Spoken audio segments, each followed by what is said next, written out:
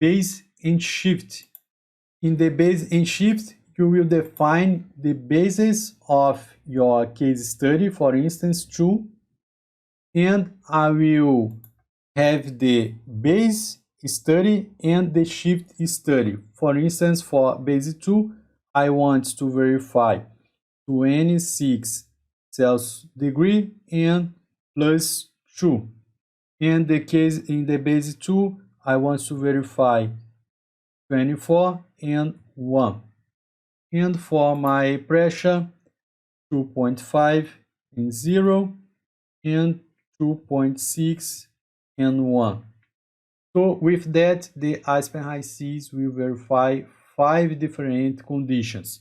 So let's click on Run. When I do that, I go to Results. So I have here the base study plus my shift. So I have defined 2 as shift. So in this case, I have the base 26 plus 2, 28, and verify what happens with the pressure. I have the base study 2 plus 1, that is defined here as 1, the shift 2. So I have 25 and verify the pressure based on my condition, 2.6 plus 1. So with this, I have all the association that is possible based on the base and shift.